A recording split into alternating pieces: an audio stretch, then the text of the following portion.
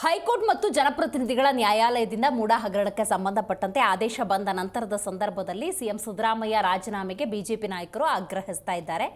ನಮ್ಮ ಪ್ರತಿನಿಧಿ ಜನಾರ್ದನ್ ಹೆಬ್ಬಾರ್ ಜೊತೆ ಬಿಸಿ ಪಾಟೀಲ್ ಇದೇ ವಿಚಾರಕ್ಕೆ ಸಂಬಂಧಪಟ್ಟಂತೆ ಮಾತಾಡಿದ್ದಾರೆ. ಬನ್ನಿ ಏನು ಹೇಳಿದ್ದಾರೆ ಕೇಳೋಣ. ಮುಖ್ಯಮಂತ್ರಿಗಳ ರಾಜೀನಾಮೆಗೆ ಆಗ್ರಹಿಸಿ ನಡೀತಿರುವಂತಹ ಹೋರಾಟದಲ್ಲಿ ಬಿಸಿ ಪಾಟೀಲ್ ಅವರು ಕೂಡ ಜಾಯ್ನ್ ಆಗ್ತಾ ಇದ್ದಾರೆ. ಸರ್, ಹೋರಾಟ ಬಿಜೆಪಿ ಒಟ್ಟಾಗಿ ಹೋಗ್ತಾ ಇರೋಂಥದ್ದು ಹೋಗಲೇಬೇಕಾಗುತ್ತೆ. ಯಾವಾಗ ಭ್ರಷ್ಟಾಚಾರ ಆಗುತ್ತೆ, ಸರ್ಕಾರ ದುರಾಡಳಿತ ಆಗುತ್ತೆ, ಅಂಥ ಸರ್ಕಾರದ ವಿರುದ್ಧ ನಾವು ಒಟ್ಟಾಗಿ ಹೋರಾಟ ಮಾಡಲೇಬೇಕಾಗುತ್ತೆ. ಜನರ ಗಮನಕ್ಕೆ ನಡೆದಂಥ ವಿಷಯಗಳನ್ನ ತರಬೇಕಾಗುತ್ತೆ. ಯಾಕಂತಂದರೆ ಇತ್ತೀಚಿನ ದಿನಗಳಲ್ಲಿ ಬಿಜೆಪಿಯಲ್ಲಿ ಬಣಗಳೆಲ್ಲ ಆಗ್ತಾ ಇದ್ವು, ಈಗ ಎಲ್ಲ ಸೇರ್ತಾ ಇದ್ದೀರಿ, ಎಲ್ಲರೂ ಕೂಡ ಒಟ್ಟಾಗ್ತಾ ಇದ್ದಾರೆ. ಸಣ್ಣ ಪುಟ್ಟ ಭಿನ್ನಾಭಿಪ್ರಾಯಗಳು ಯಾವತ್ತೂ ಇರ್ತವೆ. ಯಾವ ಒಂದು ಕೈಯಲ್ಲಿ 5 ಬೆರಳಿದ್ರೆ 5 ಬೆರಳು ಸಮ ಇರಲ್ಲ. ಅವನ್ನೆಲ್ಲ ತೂಗಿಸ್ಕೊಂಡು ಹೋಗೋಂಥ ಕೆಲಸ ನಮ್ಮ ಪಕ್ಷದ ವರಿಷ್ಠರು ಮಾಡ್ತಾರೆ. ಮುಖ್ಯಮಂತ್ರಿಗಳು ನಾನು ಯಾಕೆ ರಾಜೀನಾಮೆ ಕೊಡಬೇಕು ಅಂತ ಬಂಡತನದಿಂದ ನೇರವಾಗಿ ಪ್ರಶ್ನೆ ಮಾಡಿದ್ದಾರೆ. ಯಡಿಯೂರಪ್ಪನವ್ರು ಹೇಳಿದ ತಕ್ಷಣ ಕೊಟ್ಟಿದ್ದಾರೆ. ಕುಮಾರಸ್ವಾಮಿ ಅವರು FIR ಆಗಿ ಜಾಮೀನು ಮೇಲೆ ಹೊರಗಡೆ ಇದ್ದಾರೆ. ಅವರೇ ಅದೇ ಸಿದ್ದರಾಮಯ್ಯನವರು ಯಡಿಯೂರಪ್ಪನವರು ರಾಜೀನಾಮೆ ಅವ್ರ ಮೇಲೆ ಹಗರಣಗಳು ಬಂದಂಥ ಸಂದರ್ಭದಲ್ಲಿ FIR ಆದಾಗ ಇವರೇ ಹೇಳಿದ್ದಾರೆ, ತನಿಖೆ ಆಗಬೇಕು ಅಂದರೆ ಅವರು ಆ ಸ್ಥಾನದಲ್ಲಿ ಇರಬಾರ್ದು, ಆ ಸ್ಥಾನದಲ್ಲಿದ್ದರೆ ನಿಷ್ಪಕ್ಷಪಾತವಾದ ತನಿಖೆ ನಡೀಲಿಕ್ಕೆ ಸಾಧ್ಯ ಇಲ್ಲ ಅಂತ. ಇವತ್ತು ಅದೇ ಮಾತನ್ನು ನಾವು ಅವ್ರಿಗೆ ಕೇಳ್ತಾ ಇದ್ದೀವಿ.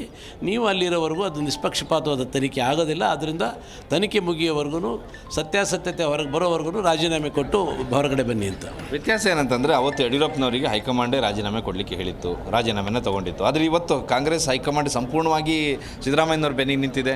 ರಾಜ್ಯದ ಎಲ್ಲ ಶಾಸಕರು ಕೂಡ ಅವ್ರ ಬೆನ್ನಿಗೆ ನಿಂತಿದ್ದಾರೆ. ಹೈಕಮಾಂಡು ಹೈಕೋರ್ಟ್ ನ್ಯಾಯಾಲಯಕ್ಕಿಂತ ದೊಡ್ಡದ? ಹೈಕಮಾಂಡ್ ಅವರ ಆಂತರಿಕ ಪಕ್ಷದ ವಿಚಾರಗಳು.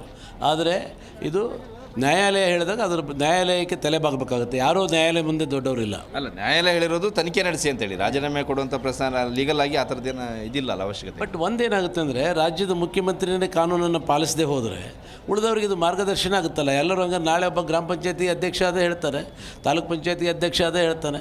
ಎಲ್ಲರೂ ಇದನ್ನೇ ಹೇಳ್ಕೊಂಡು ಹೋದರೆ ನ್ಯಾಯಾಲಯಕ್ಕೆ ಗೌರವ ಏನು, ಸಂವಿಧಾನಕ್ಕೆ ಗೌರವ ಎಲ್ಲಿದೆ? ನಿಮ್ಗೆ ಅನ್ಸತ್ತಾ ನಿಮ್ಮ ಒತ್ತಡಕ್ಕೆ ಅವ್ರು ಮಣಿಬೋದು ಅಂತ, ಅಥವಾ ಮುಂದಿನ ನಿಮ್ಮ ಪ್ಲ್ಯಾನ್ ಏನಿರುತ್ತೆ? ಮಣಿಯೋದು ಬಿಡೋದು ಅವ್ರಿಗೆ ಬಿಟ್ಟಿದ್ದು. ಮುಂದಿನ ಪ್ಲ್ಯಾನ್ ನಮ್ಮ ವರಿಷ್ಠರೆಲ್ಲ ಕೂತ್ಕೊಂಡು ಚರ್ಚೆ ಮಾಡ್ತೀವಿ. ಇದು ಬಿಸಿ ಪಾಟೀಲ್ ಅವರು ಹೇಳುವಂಥ ಮಾತು. ನ್ಯಾಯಾಲಯಕ್ಕೆ ತಲೆ ಬಾಗಲೇಬೇಕು ಅನ್ನೋಂಥ ಒಂದು ಮಾತನ್ನು ಹೇಳ್ತಾರೆ. ಕ್ಯಾಮ್ರಾ ಪರ್ಸನ್ನ ಶಂಕರ್ ಜೊತೆ Janardhan Hebbar, G Kannada news, Bengaluru. G Kannada news ಈಗ ನಿಮ್ಮ ಮನೆಯಲ್ಲೇ ನೋಡಿ. ಎಲ್ಲ ಕೇಬಲ್ಗಳಲ್ಲಿ ಈಗ ಲಭ್ಯ.